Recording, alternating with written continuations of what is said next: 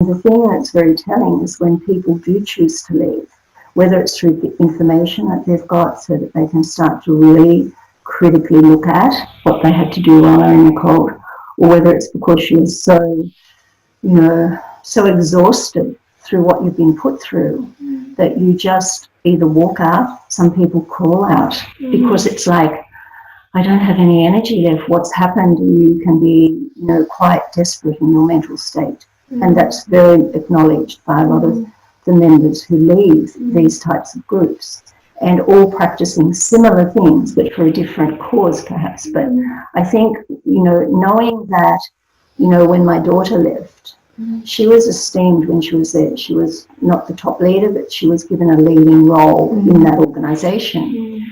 And everyone adulated her in a way and said, oh, it's so wonderful. And, she's a very giving person, so she was still that person, but she had to follow the rules and be harsh with people. But when she left, through a lot of information that we were able to give her from someone that understood the group she was in very, very well, she was then spoken of badly. She was given, all the others had to shun her. In other words, they had to not talk to her, not to be friends with her. No one phoned her to see how she was going. She went through this emotional transition of being so highly into that group that she thought was the only group that practiced her way to have, true salvation, to being absolutely without any of those friends that she'd accumulated and cut off many of her old friends, plus out of her family. So there was this reintegration into real life. And that needs, I guess, people to understand that there's help, that they're not alone, that they can understand they have been exploited and controlled. So that's important to know. Because I also find it's a very hard process, even just to get out. Because not every group let you exit easily. So maybe Ros can give us example how people exit. In my case, that is even after exit, people they still try to harassing, and maybe Ros can give us some. Yeah, it is hard. I used to say when my daughter was in the group that it's sort of like she's in a prison with bars, only there's no bars. And interestingly, I talked to the leader about the way and always being sort of controlled, almost giving up a dream job and becoming part of that particular organisation. And he said, there's no bars. She's free to walk anytime she wants. She was trapped in her mind. Yes. And that's the thing that we have to understand, that we've all got minds that can take on board something that's truth, which are lies. And unless we get out of that place and let our own minds restore. And so that's where people can either be counselled out. Sometimes they agree to look at information, and in a loving way it's given to them about how our minds work, and about, what is truth and what isn't truth, what has got, absolute, evidence that this is totally not the group that you think it is. So there's counselling out, and that is a great way, but many people walk out because they just get sick of being used, and they just have a doubt, is this real? I can't keep going in this group. So walkouts, and like I said, burnouts, they're so burnt out that they just, they just leave. And that is quite tragic because, they often don't have resources to look up these things. They can't get in and say, I'll help myself out of this. So we know that there are many affected people in Australia, thousands, who've been in these situations.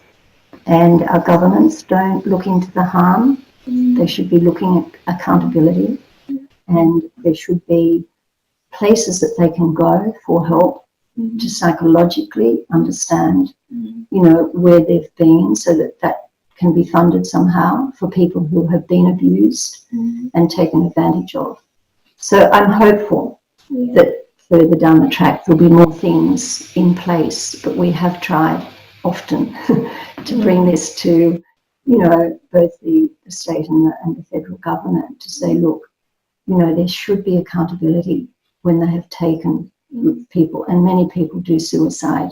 And that's another thing that's very sad, because they just don't see any way out of this fog. Yeah, because normally if some group easy to leave, then you just left, you just leave the group without that is not too bad. That's the easy exit. But some you have to go through, as Rose said, some psychological or physical abuse process before you can they really to the extent you can't cope. You feel like you can't take it anymore, and then you just have to walk your way out. But by the time you walk out the door, you already broken. You don't have money, you don't have job, you don't have friends, and you got nothing.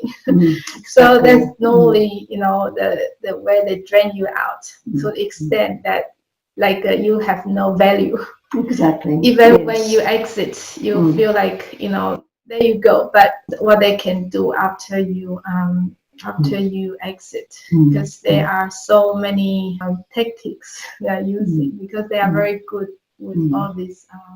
They're still targeting you, still putting, and I think that's what hurts a lot, because in the group, you've been seen as a good person, and a person that's doing well, and then suddenly you are targeted with all of these made-up lies that happen in a lot of groups. Some groups perhaps just let people go and say, well, it's not for you. That's not, they will probably say don't associate, especially if they've got information because I found that they can share about the group.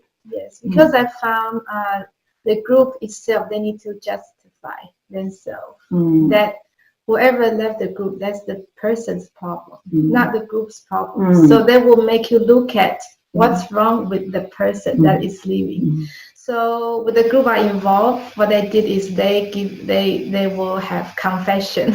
They certain target people. You need to do heaps of confession, even for some random small, very little things. Even a thought, they can drain you like you are a criminal just to have that thought. And so this is all. They even record everything to show the existing members how the behavior of this person, so they can engage to believe the wrongdoing of the person, and then to keep following the group which they chose to believe. So this is some similar technique used by some cult group, I believe. I think Rose probably can give us, you probably know some. Yes, well, no, you've said it quite well, and I think that there's always those people that also lead, which I think we should think about, is that don't have a family member there for them to, they're the hardest, and sometimes they go from group to group. They've left one group, but they sort of feel lost, so they're vulnerable to getting into someone else's group with a similar type of belief, and that means that they're abused all over again, or they're kept in that trap away, in a way. So I think for society to understand, I think we have to realize that we're all vulnerable, because a lot of people just say, oh, that would never happen to me, or that would never happen to my family, my children would be too smart not to get into that. Do you know what I mean? And yet it's just that they weren't at the wrong place at the wrong time to get someone to introduce them to something that they had an interest in. So, if it's a flying saucer cult, probably not many people are that interested to really want to go and believe that there's flying saucers all around the place. Or some of the groups at Heaven's Gate, where they suicided and they were going to catch a Hale-Bopp comet, and Jonestown, where they were induced 500 people died drinking cyanide in Kool-Aid. So I think what we have to understand is that in the continuum of cults, there's the really, really extreme that take lives. But there are also up towards the top more moderate cults that are perhaps easier a bit to get out of, but are still damaging. Or we wouldn't call it a group that's using dynamics that take away a person's freedom choice. So I think what we've got to understand that the human rights that we have in this country means that people are free to choose and be acceptable through that choice. Making that choice is their freedom of belief and of how they live their life. But when people are coerced and where there's psychological manipulation being used, we have to look at that as a population, as people that are in this country and have come across perhaps something that was an escape, they didn't get more involved, or that we question whatever we take on board. We're always changing, you know, in a way that's the main thing that we've got, is to look at things and then look at that again and say, was that truth? I believed it then, but was it really? Let me examine that and let me look at it. Yeah, so because sometimes when people exit the cult group, sometimes they'll be drawn back because sometimes they'll try to get you with they can't live without being in that group. Yes, and also cult group just needs supply. they just won't let you go easily. They will try to get you back. They can use so I think it's very important to find a support group or consultation, psychologist, or you know, like a cult support group. I think Ros is still being very helpful, because even after I exit the group, I still receive some threatening legal letters or some in spiritual week, so it's psychic attack to make you feel like you know, they are trying to get you. And even recently, can you believe, you know, the videos that I was doing, the so-called confession, they put it up in the YouTube channel. It's so, you know, like, what group, spiritual group, you were talking about loving, and why you put in the vulnerable face of the person when they trust you to give you the confession, to give you what they, you know, what the process is so complicated because they can manipulate you, and they ended up put it up on the public. So what is this? What do you think? Why are they doing this? Well,